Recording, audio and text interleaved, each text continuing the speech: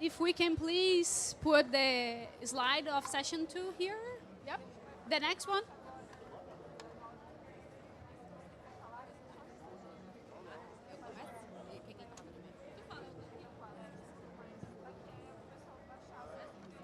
Hi everyone, welcome to our session 2 of our Restoration Day. We are going to be focusing on social leadership in action, community and territory-led restoration, delivery implementation at scale. This is going to be a great session with great speakers. And first and foremost, I would like to invite our moderator, Ludmila Pugliese from Conservation International. She's a restoration manager. Conservation International is also hosting this session with us. So please, Ludmila, welcome.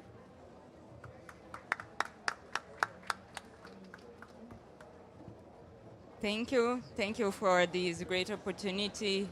It's great to join this high-level panel here to discuss an issue that for me is very important. In Brazil, we are working a lot of these community-based project, and it's also good to learn more about other projects around the world.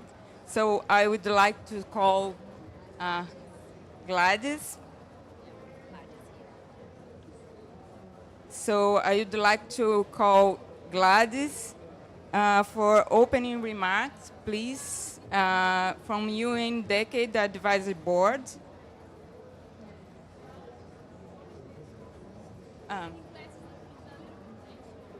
She's a little bit late, so go with Christopher.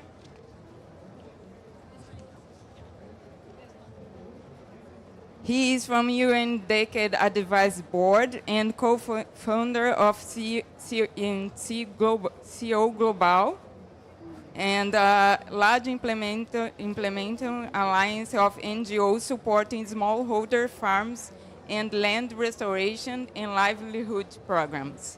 Christopher, please. He will speak a little bit about the program, please. Thank you so much, and good morning, everybody. So today I'm really honored to be speaking to you not just as the CEO of the Global Evergreening Alliance, but particularly as a member of the advisory board of the UN Decade and on behalf of the UN Decade on ecosystem restoration. So today, as we explore social leadership in action, we're celebrating something fundamental: the power of community-led, territory-led restoration grounded in rights, dignity, and generational wisdom. Over the course of the decade, one of the clearest lessons has been this: real and lasting restoration happens when Indigenous peoples, local communities, women, youth, and farmers take the lead, not just as stakeholders, but as rights holders and vision holders.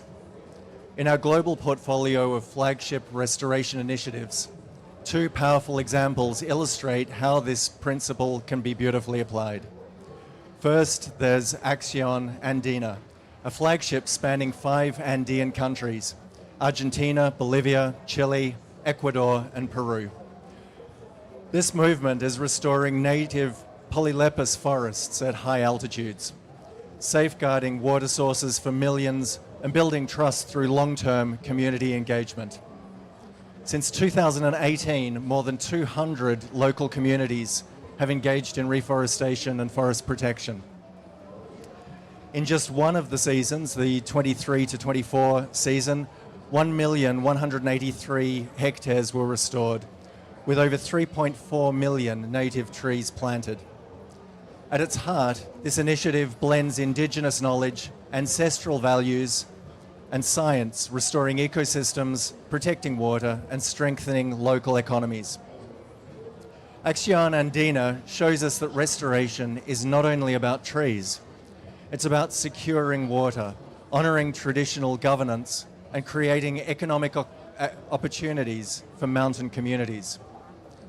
The second flagship I want to highlight is the Trinational Atlantic Forest Pact, also known in Portuguese as the Pacto Trinacional de Mata Atlântica. This tri-country initiative involves Argentina, Brazil, and Paraguay with over 300 organizations working together to restore one of the world's most threatened and most biodiverse biomes. To date, around 700,000 hectares of Atlantic forest have been restored, with a target of 1 million hectares by 2030. The Pact's long-term ambition is to restore up to 15 million hectares by 2050, creating green jobs, re-establishing wildlife corridors for jaguars, golden lion tamarins, and more, and improving water security for people. Importantly, this is not just about planting, it's about governance, restoration finance, and social inclusion. The UN Decade's flagship finance report even focuses on this pact as a case study for how to mobilize private sector investment.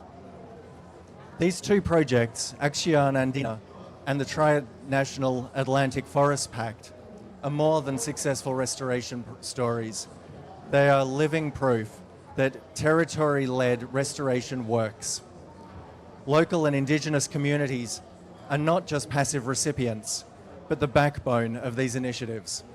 Social leadership is transformative.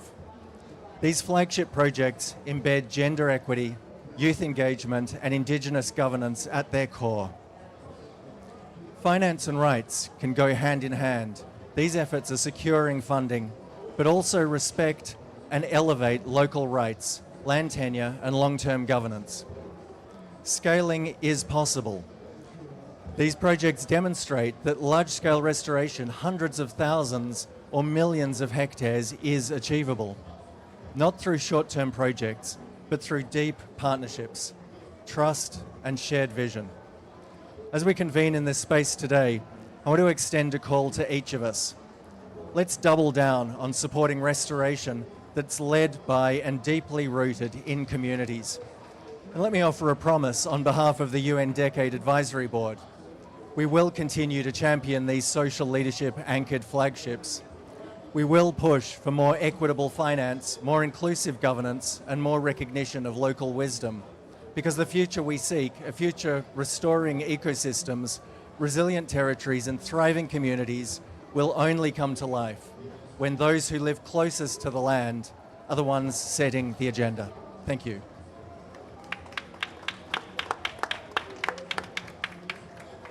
Thank you, Christian. I think that now we have Gladys. Thank you. We are waiting you to talk a little bit about the program. So Gladys Lorena Terraz Arnes is from the Society Group to UNEP and UNCCDD. So please, for your open remarks, can you share with us? Thank you.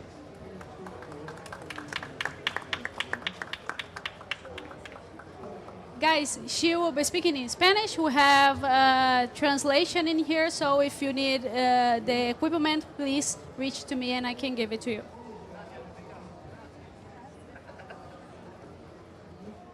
Muchas gracias. ¿Cuántos minutos? 7. Thank you. Ya. Así que se acomode acá el compañero. Muy buenos días.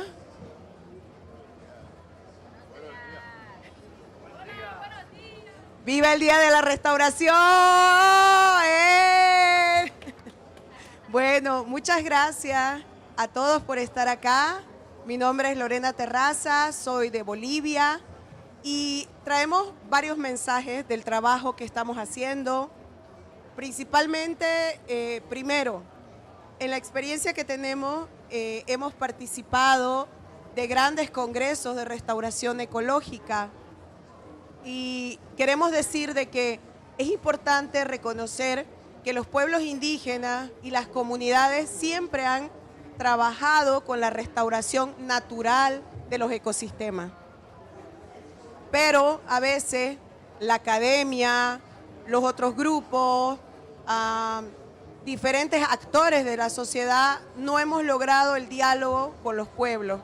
Por eso es importante empezar un diálogo que se llama intercientífico entre la sabiduría del reconocimiento de los conocimientos de los pueblos indígenas frente a la academia y lo que se entiende por la restauración ecológica. En eso queremos poner en la mesa un tema que es importante, que es reconocer y valorar ese conocimiento desde la cosmovisión, desde el entendimiento de las mujeres, desde el entendimiento de los sabios para recuperar nuestros ecosistemas. Actualmente en Bolivia estamos trabajando con ecosistemas amazónicos degradados por la minería legal e ilegal, pero queremos decir de que también hemos trabajado con los incendios forestales en la Amazonía y en la parte del bosque seco chiquitano, y es importante que exista mayor alianza y movilización de recursos para que esto también nos pueda apoyar como organizaciones locales, organizaciones territoriales de base. En todo ello, yo quiero agradecer mucho el espacio que nos brinda hoy la década de restauración de las Naciones Unidas, con la que estamos trabajando, y también las otras organizaciones que son parte. Les pedimos que se respeten varios temas, entre ellos la consulta previa, libre e informada a los pueblos indígenas. Todos trabajamos, somos parte de comunidad, pero a veces no se respeta el derecho a la consulta.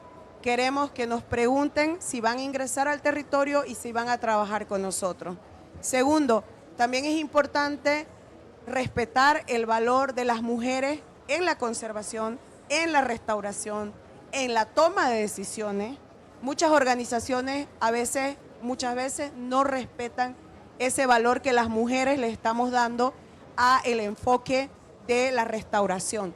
Y algo que quiero también mencionar es que hay muchos jóvenes movilizados con estas nuevas orientaciones de la restauración, pero necesitamos una visión desde los pueblos indígenas.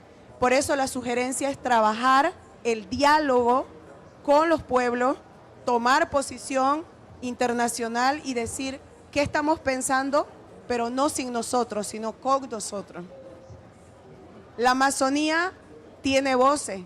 Por eso es que estamos acá presentes hoy en un sector amazónico, pero somos muchos países amazónicos. Entonces somos un ecosistema amazónico con las poblaciones dentro y también restaurando, cuidando la vida del planeta. Pero hay un gran tema también y lo voy a dejar puesto en la mesa. ¿Quién cuida de nuestra vida? ¿Quién cuida de nuestra salud? ¿Quién cuida de nuestra seguridad? Hay mucha amenaza para los defensores territoriales, para los defensores indígenas. Necesitamos que la restauración vaya con seguridad jurídica y garantía para los defensores. Muchas veces dicen, las mujeres somos defensoras, pero cuando alguien nos agrede o alguien nos hace violencia, ¿quién nos cuida? Muchas veces los gobiernos no nos cuidan. Entonces necesitamos que las organizaciones que trabajan temas de restauración trabajen temas de derechos humanos y de derechos de pueblos indígenas. Con ese mensaje me quiero quedar. La restauración está dentro del marco de los derechos indígenas, de los derechos humanos.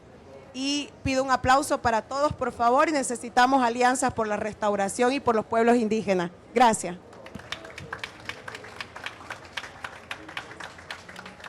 Obrigada, Ledes, muito bom ouvir. Thank you for your intervention. It's good to hear about traditional and ancestral knowledge and also about human IPOC and other aspects that are so important. So now you have three speakers talking here. I have questions for them, and they will have at least 5-7 minutes to talk about their program and initiatives. So now you have, I'll call first, so help me here. Thank you. Sorry. So I'll call now Lúcia Alberta, the representative of FUNAI. Lúcia, please. Is Lúcia here? No, not yet. So I call Nawel. Nawel, correct the name? Thank you. So I call Nawel the representative of the Climate Just team from the Tri-National Atlantic Forest Foundation, Hora de Obrar. So now you have now 5-7 minutes. He also is speaking in Spanish, so please take your phones. And also I will call Shitan Kumar from Restoration Initiative Flagship and FLR Implementation Hub from IUCN, WRI, and WWF. Please, you can join also. Thank you. So we will start with them. So now I have a question here for you. Just Hola, hola.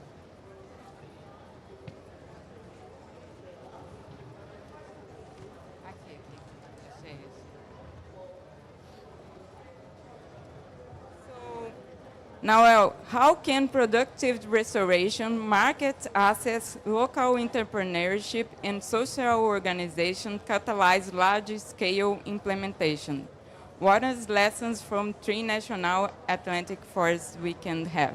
Please, you have 7 to 10 Bueno, minutes. en principio agradecer este espacio porque no hay tantos lugares donde podamos hablar tan francamente de algunas cuestiones que son sumamente importantes para los territorios y que combinen la posibilidad de nuclear organizaciones a nivel global con organizaciones que estamos trabajando directamente en los territorios, con la gente de los lugares.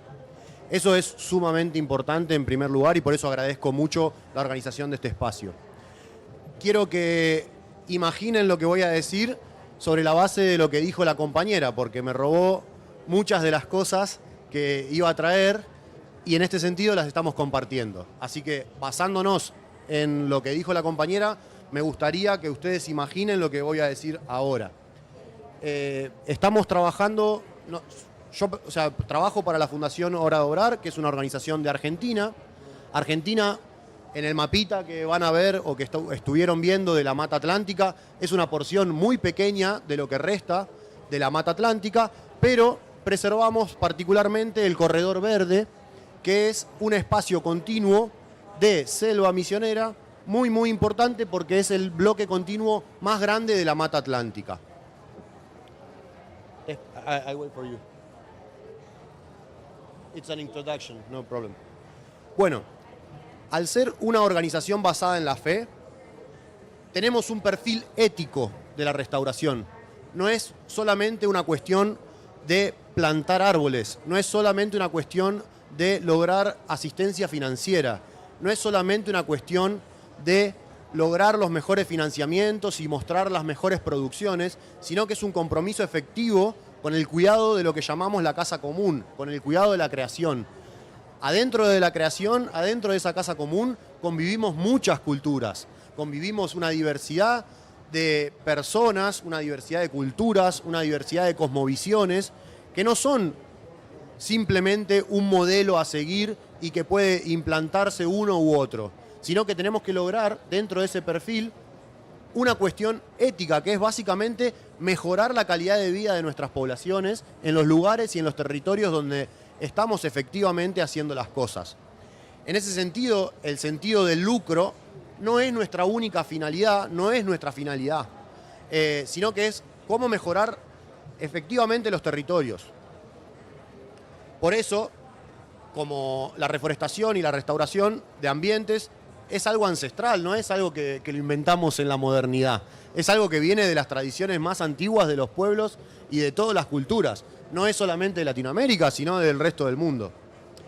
En ese sentido, para poder lograr escala, tenemos que contemplar la diversidad de realidades que hay en esos territorios y no podemos traer soluciones enlatadas, soluciones prefabricadas en oficinas, sino que tiene que haber una interconexión muy importante entre lo que las necesidades de los territorios y aquello que efectivamente luego se va a realizar como proyecto. Los formularios de las distintas agencias internacionales no pueden determinar lo que van a hacer las personas que efectivamente viven ahí. ¿Quién sabe mejor cómo cantan los pájaros o cómo suena el agua en los territorios que las personas que viven ahí? ¿Quién sabe mejor si sale mejor un árbol u otro? No puede venir determinado eso por un formulario, no puede venir preseteado. Tiene que ser un estudio más pormenorizado de la calidad de los proyectos que vamos a realizar en los territorios. En ese sentido, conviven también grandes entidades financieras en esos territorios, que muchas veces esos intereses son contrapuestos a los de las poblaciones que habitan. Entonces, ¿cómo hacemos esas conexiones para que no sean un permanente conflicto, sino que sean algo que potencie, algo que promueva las buenas prácticas en los territorios? Creemos que cada quien tiene algo para aportar, pero también hay que contemplar las necesidades de aquellos que viven ahí. En ese sentido, nuestra propuesta como Fundación Hora de Obrar fue trabajar de una forma distinta a la que se venía haciendo, básicamente buscando la coordinación entre los diferentes sectores y asumiendo un rol organizativo de eso, porque nosotros conectamos con universidades, entidades científicas, entidades estatales, entidades cooperativas, trabajamos con las comunidades locales de forma interreligiosa e intercultural, y también trabajamos con el sector público. Entonces, no podemos tener un trato igual con cada uno, sino que vamos adaptando nuestras formas de trabajar según las necesidades de esas coordinaciones. En ese sentido, encontramos un punto aglutinador cultural para la región, que es la yerba mate.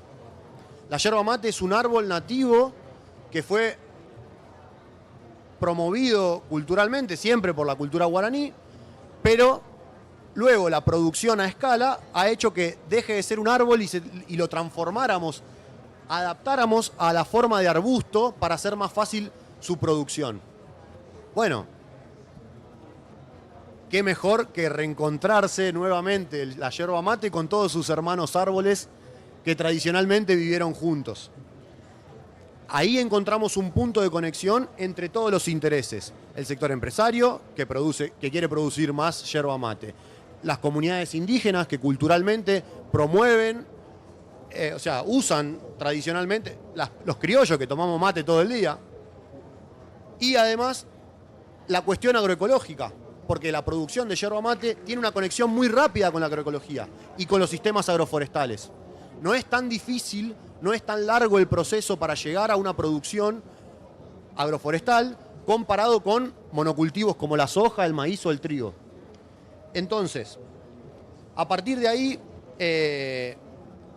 creemos que hay muchísimo potencial para promover las actividades agroforestales vinculadas a la yerba mate y estamos en ese proceso.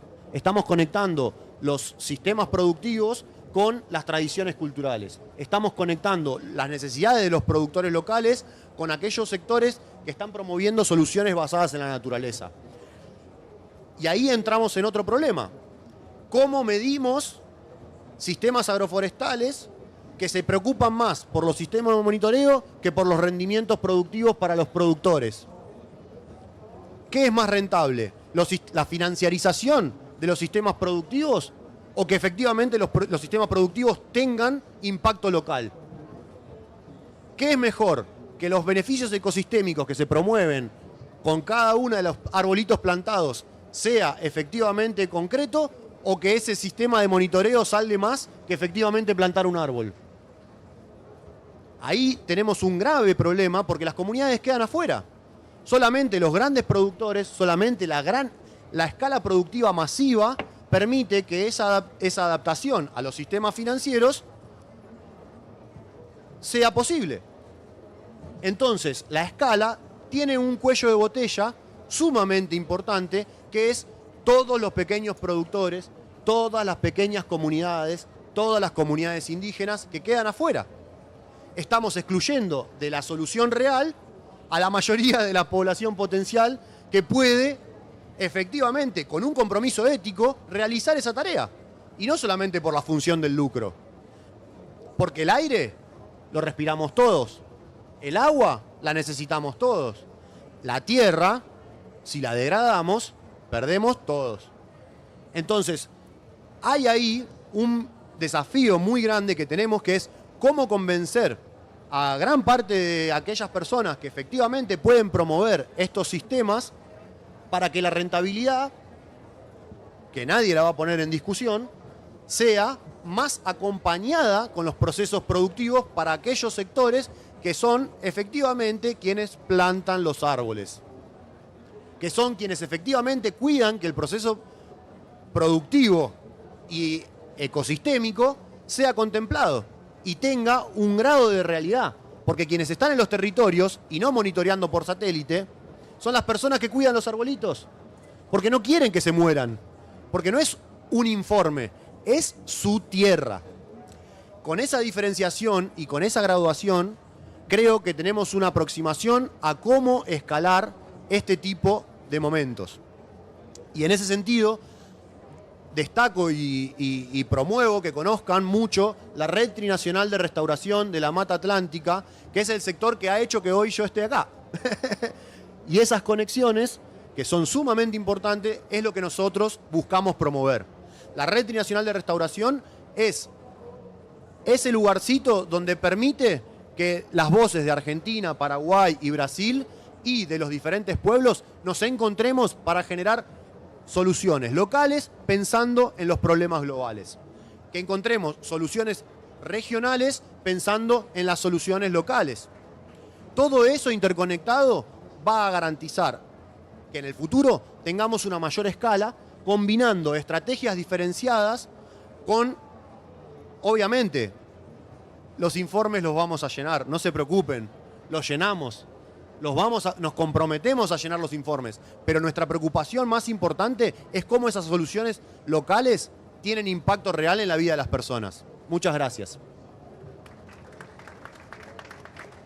Obrigada, Noel. Thank you, Noel, for this important reflection. I think that you brought some very important elements here for us to think about, and how can we connect productive systems and cultural systems. How can we bring people for the center of our intention? Yeah, our intention, our project, and everything. So I think you brought very important aspects on how can we connect and also align the interests that are in the landscape, the different interests in the landscape, and how can we try to find a way that is good for all these actors and sector in the landscape. So I think this is a very important point that we can discuss a little bit more. Bueno, en primer lugar, consideramos, hay una cuestión semántica ahí cuando hablamos de paisajes y cuando hablamos de territorios. Porque en los territorios efectivamente se nombra y se denomina la cuestión de la gente que vive arriba. El paisaje, más allá de que yo entiendo el lenguaje, habla de algo que uno ve desde afuera, como si fuera un cuadro. El territorio es donde uno efectivamente está inmerso. Sí. Esa diferencia para mí es fundamental para poder hablar luego de una solución real con personas reales. Entonces, nosotros trabajamos mucho en coordinación con ONGs, con comunidades locales, con cooperativas de producción, con productores locales, entidades estatales, de investigación, etc. Con cada uno de esos sectores venimos promoviendo proyectos particulares de prueba piloto. Esto tiene mucho de ensayo y error. Tiene mucho de probar, volver para atrás, reflexionar y volver a intentar. Y en ese sentido pedimos amabilidad para todas las agencias de financiamiento cuando estamos desarrollando una cuestión innovativa, porque las innovaciones no surgen de hacer siempre lo mismo, sino de buscar algo diferente para solucionar los problemas viejos. Porque si hay problemas viejos, significa que todavía no los solucionamos. En ese sentido, las pruebas piloto con comunidades indígenas van por un sentido, hasta que entendemos cuál es la lógica global que nos puede hacer la conexión con otro sector. Con los productores locales, por ejemplo, de yerba mate, hemos encontrado una una ventana de oportunidad, por ejemplo, con las sequías. Todos los productores que plantaron árboles nativos durante las grandes sequías de 2020, 21 y 22 y tenían árboles en tierra, en el año 2023 nos dijeron gracias. Y fueron ellos mismos los que promovieron nuestro programa. Porque ellos, es mucho mejor que vaya un productor local, que es tu vecino, a decirle a otro vecino, esta es la solución que estamos buscando. Y no sea un project manager que viene de otro lado a decir, esta es la solución. Eso nos ha generado un muy buen ecosistema de soluciones combinadas, porque implica mucho trabajo, implica dialogar permanentemente con las personas que habitan los territorios, implica que uno tenga que estar en presencia local. Y eso cambia un poco la lógica de la cual estamos muy acostumbrados los project managers, de hacer líneas rectas, y esto es un camino mucho más sinuoso. Es un camino más parecido a los ríos de nuestra mata atlántica que a las líneas de los ferrocarriles. Entonces, ese tipo... Pero ¿qué pasa? Los resultados son a largo plazo. Esos resultados uno puede garantizar que la gente está comprometida tanto en la sensibilización que uno va promoviendo con las distintas campañas y formaciones, capacitaciones, etcétera, como también para los monitoreos. Y eso nos ha garantizado de alguna manera resultados con muchos productores, pequeños productores que estaban muy alejados de la posibilidad de las técnicas agroforestales. Yo creo que son algunos elementos que podemos, algunas pinceladas para acompañar el paisaje. Obrigada, gracias. Thank you. So now with Chitan Kuma, the question, from the perspective of the global flagship, what have been the most powerful community-driven approach delivering real results at landscape level? Which principles should guide replication, especially when we're working with local communities? Please, you have 7 to 10 minutes. Thank you very much. Thanks very much for inviting me to this session. So let me reintroduce myself. My name is Chetan Kumar. I lead the Global and Forest and Grassland team at IUCN. And I've been working in the restoration right from grassroots level to now global head for the last 25 years. So it's an honor and privilege to be here and to share the experiences, particularly as I have been tasked about the flagship. I would also like to maybe start first by saying that Christopher, Gladys, and of course Nahal, you really covered almost everything, so I'm just putting it here, all the topics that I wanted to speak, so I'll have to improvise here, but really appreciate, because what it speaks of is that there are all these common elements that we need to make sure that are addressed, whether we are talking of the flagships or we are talking of the other projects. So let me take a step back, and since the flagship is mentioned, I would like to share an example of a flagship project that we just recently were awarded by the UN Decade. So this is a project, or this is an initiative as we call it, the Restoration Initiative, TREE, which was started in 2016 and recently completed, 2026, 10-year initiative in collaboration with FAO, UNEP, working in 9 countries. We added one more, so overall 10 countries globally in Asia and Africa. And amongst the key achievements, what we have been able to do, bring over about 350,000 hectares under restoration, over about 715,000 hectares under sustainable forest management, and 800,000 direct beneficiaries of the project in the 10 countries, which is the numbers may sound impressive, but as you can imagine, it has been a long journey and complicated one. And that's where I would like to maybe focus on. So what I will try to do here is to draw or tease some lessons from the global perspective. You heard from Christoph talking about key elements. You really dealt with some of the key issues about how you make things work on the ground. So from our perspective, and by focusing on the topic here in terms of making it inclusive, couple of things in addition to what my former speakers have said stand out. We have been talking about the first and foremost ingredient of making restoration successful at scale in different contexts is the issue of land tenure and rights. And land tenure and rights, as you all know, is not one generalized statement. They manifest in different ways, whether you talk here in Brazil or you're going to discuss this in Burkina Faso or in Cameroon. What is critical that it's both at the global level, but as the organizations involved in this, it's really important to focus that no one-size-fits-all approach. There is no blueprint to success on restoration addressing the land tenure. And even when you unpack the land tenure, you're talking about tree tenure, you're talking about tenure issues where issues between rights and ownership of land by women and men. And those are critical issues to make restoration successful on the ground. These are the issues that we need to unpack. We are now almost 20 years of restoration activities on the ground. So it's really important when we talk about making restoration successful on the ground, we need to look into all these issues and unpack them and see how we could address them. So that's the really critical first element of as also, as I said, the speakers have said, having access to the land, having access and rights to use the land and the produce on it, critical element to make restoration work successful at the scale, at the local level.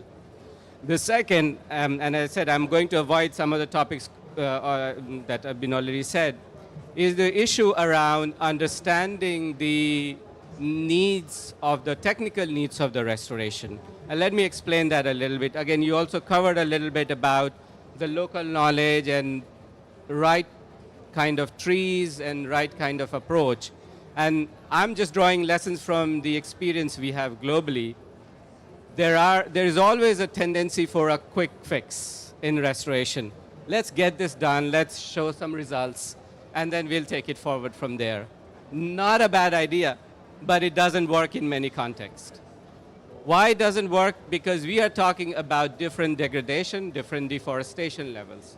What we need in many cases, the work that, for example, we are doing in dry lands, that you need to restore the functionality of the soil first and not start with tree planting. And that's where the problem comes. You go to a community scale project, you start with tree planting. Of course, many of the communities will say, yeah, why not? Let's do something, yeah? And then 2 years down the line, everything is gone, yeah? Because you did not restore the functionality. So I think that's the crucial element of looking at what's the need of the ecosystem. And again, going back to the point, do not apply or not, a lesson that we'll learn, not applying same solution everywhere. So drylands need different intervention. Talked about agroforestry systems, again, they have different asks. So not looking for short-term fix, but looking at what can deliver short-term benefits combined with long-term sustainability of those interventions. And that's where the third element comes in from our experience and also drawing from the tree flagship. It's a 10-year initiative. Even 10 years is not sufficient if you ask me. We're still thinking about how do we sustain. And this is something I spoke yesterday at our restoration event on Bond Challenge, that we need long-term commitment. This restoration is a complex business. Let's face it. It's not 1 year, 2 year. Even if you restore a land or bring to some level of maturity, you are facing competition with more lucrative land use. Even at the community level, development is taking place everywhere. Communities have these choices whether to keep this land under this kind of land use or change it to something more profitable. So it's a dynamic process, and we really need to recognize that. And it's not working at the global or national level. This has to translate to the local level.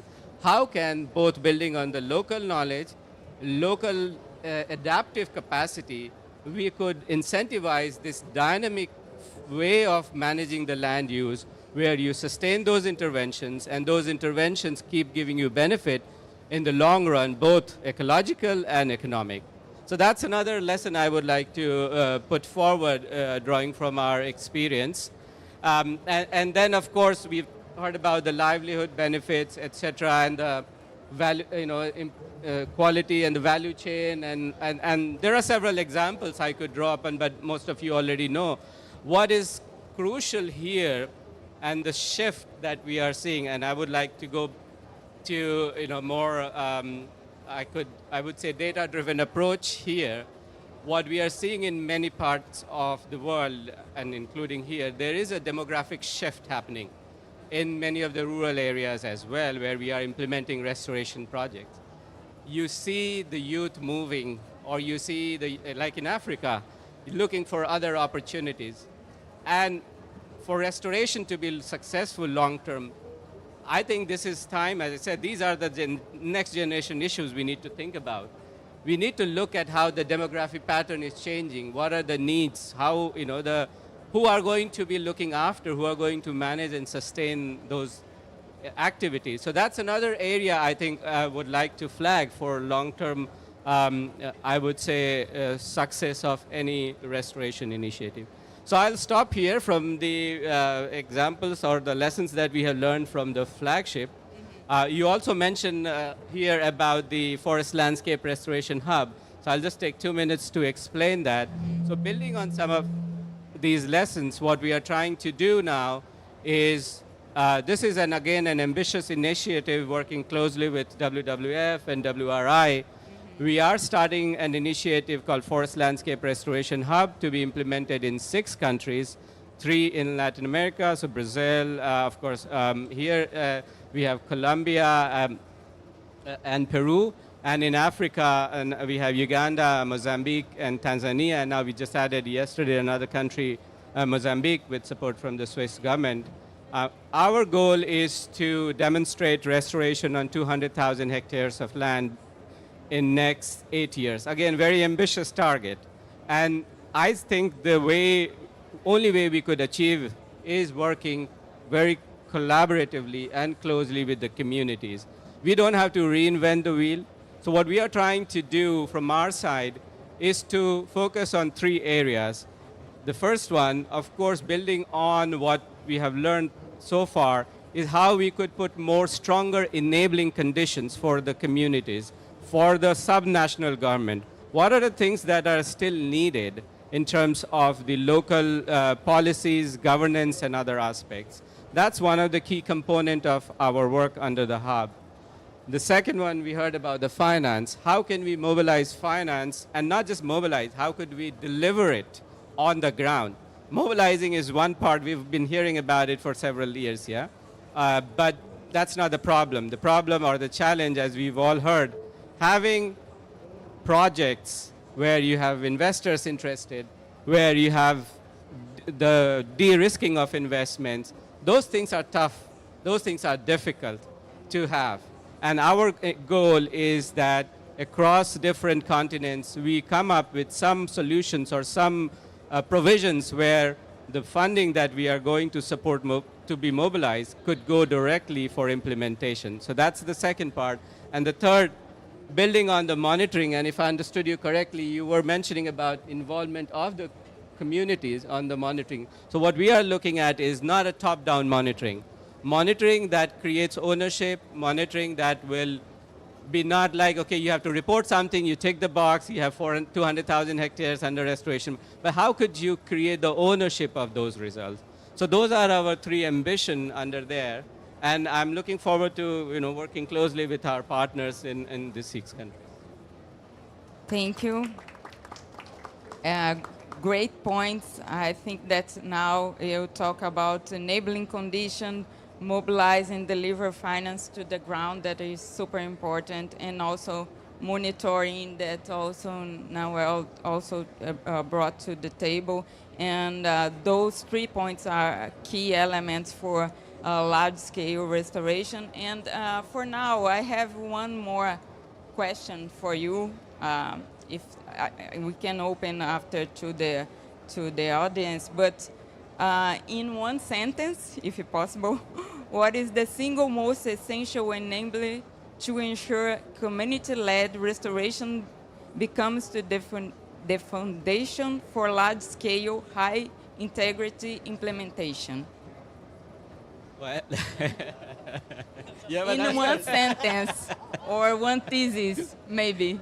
Yeah, well, as I said, I think what I would, well, I've captured some of the key points, secure tenure, etc. But what has struck me, you mentioned about the innovation. Mm-hmm. My take on innovation is that, and that's the single most element if you ask me, we don't have to do things in a new way. We just have to learn from what has worked and what we can fix. So for me, security of tenure and rights is the most crucial part of making restoration successful at the scale. The ownership, the ability to benefit from it, that will make the restoration successful on the ground. Yeah, perfect. Thank you.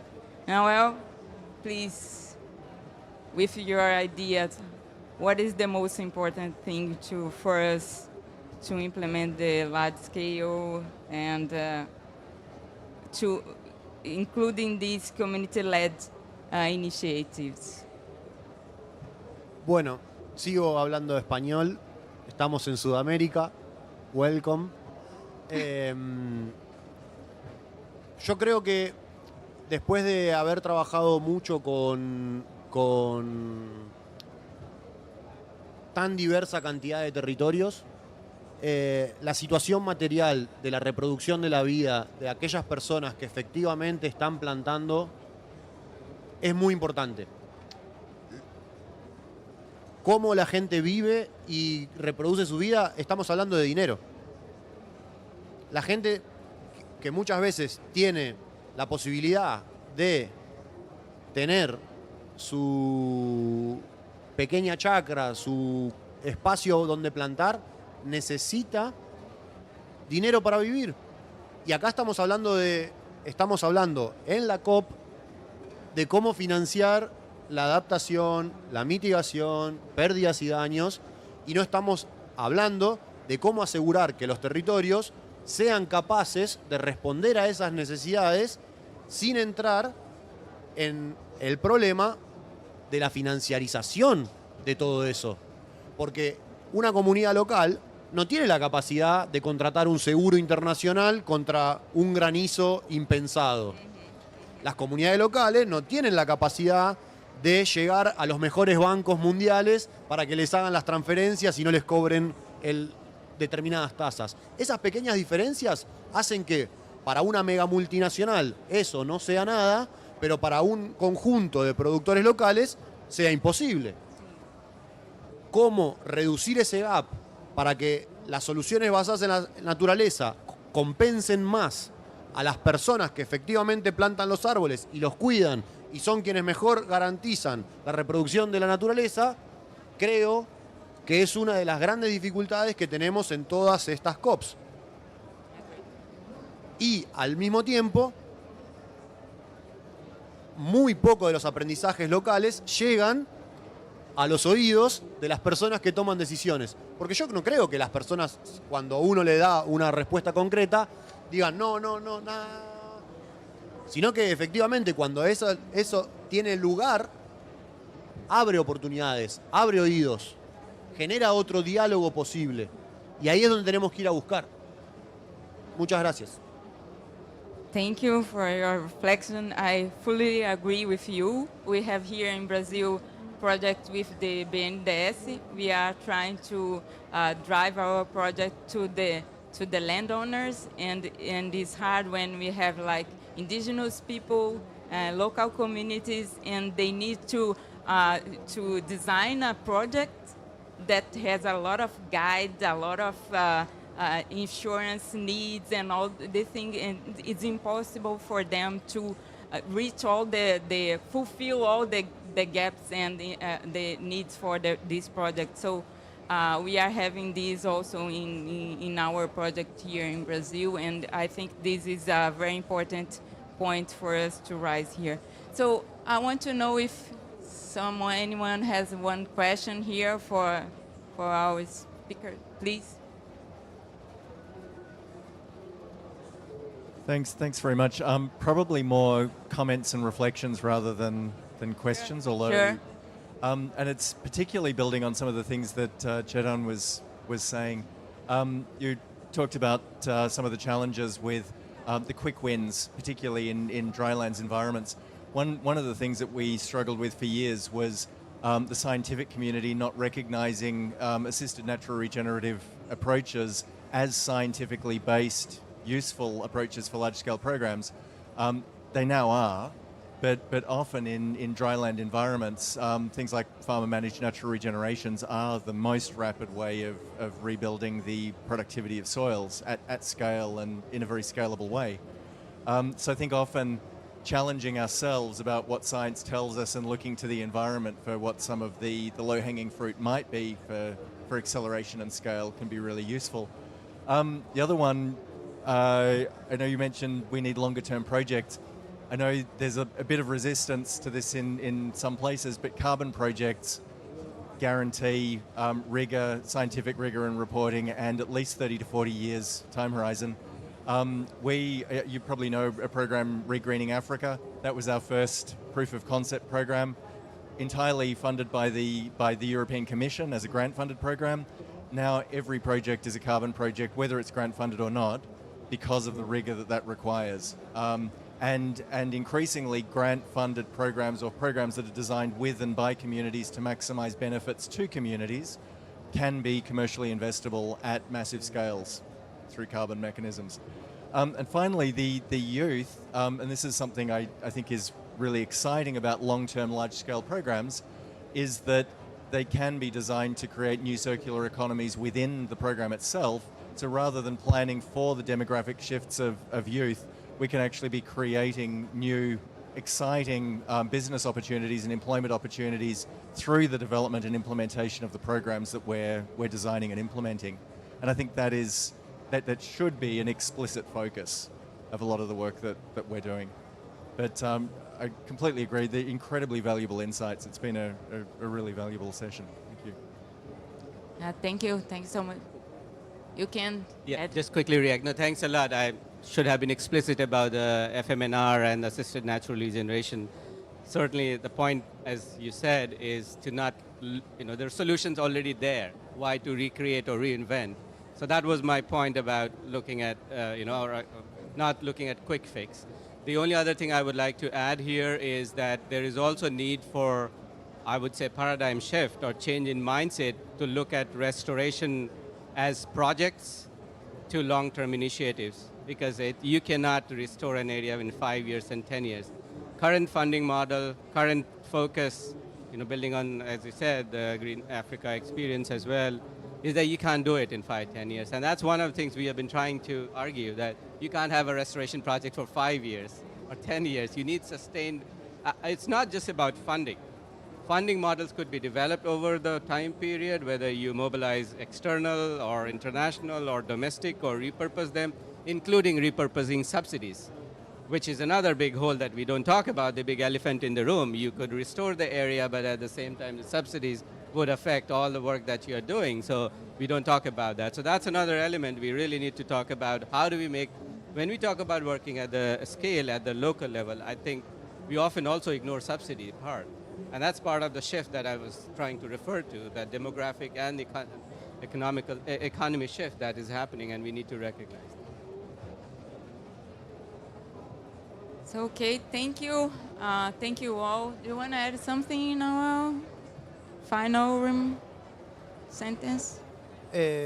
Simplemente agradecer nuevamente el espacio, porque este tipo de debates con profundidad y con cierta perspectiva crítica de lo que efectivamente viene sucediendo y cómo podemos modificarlo son sumamente necesarios. Tendríamos que tener más espacios donde asumamos los errores y la autocrítica, no donde nos aplaudamos siempre por haber plantado 4 árboles, donde se podría haber plantado 1000. Si hubiésemos mejorado eso que no dijimos, simplemente porque hay cierto resquemor a asumir que tenemos todavía mucho por mejorar. Y eso es sumamente importante también con esto del perfil ético que estábamos trayendo al principio, de por qué estamos restaurando. Estamos restaurando porque rompimos todo. No estamos restaurando porque partimos de una base amable con el planeta, sino estamos discutiendo el cambio climático porque rompimos todo, como especie humana. No cayó un meteorito de nuevo y nos rompió todo. No, fuimos nosotros. Entonces somos nosotros mismos quienes tenemos que recuperar todo eso con un problema. Ya. Es ahora. No hay que esperar ni 20 ni 30. Es hoy. Y eso nos apura un poco y nos ayuda, nos apura a tener soluciones mágicas a cosas que son... Un árbol, para que estar bien, tiene 20 años. Y los tiempos de las finanzas... Entonces, combinar eso muchas veces es muy difícil. Y bueno, poder decirlo está bueno. Muchas gracias. Thank you. Just to close, in CI we used to say that what is important for the restoration is not the pixel, it's the people that are in this pixel. So we've learned here a lot about this, how people are important and how it's important to engage and listen them. And I'm very glad to have you here. Thank you, Christian, Nael, and also you for your opening your speech. And now I want to invite someone from representative from the we have a coalition in the Caatinga. Oh, sorry, in the Cerrado. Please, can you come here? You share some gifts with you.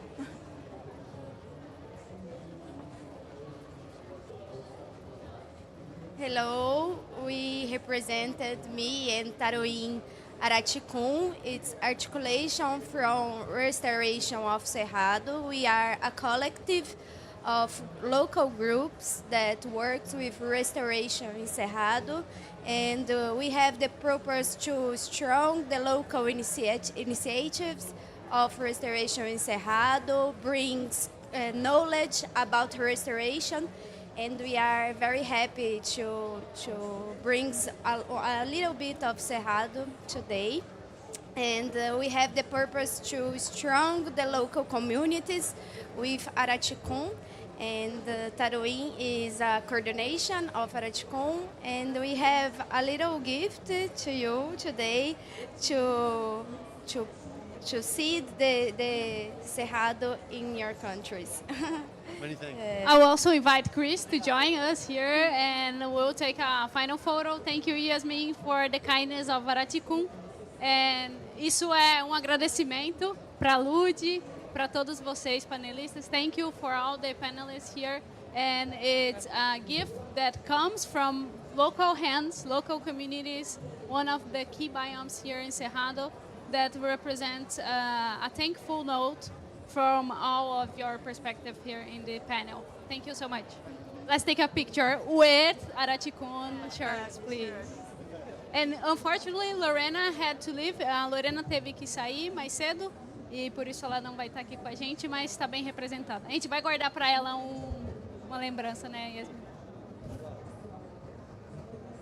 Pessoal, enquanto a gente tira foto, this is the closing of the session. We'll take a final photo. We'll have 30 minutes break. Next session starts 12:30 actually, and is a session where we'll discuss public policies implementation, the multi-level governance flow that needs to happen to achieve restoration on the ground. We'll have Brazilian Ministry of Environment here, and we'll have strong representatives also from Denmark and some key institutions talking about restoration. So you are welcome to join us in a bit. 12:30, we are back. Thank you so much for those who stood here.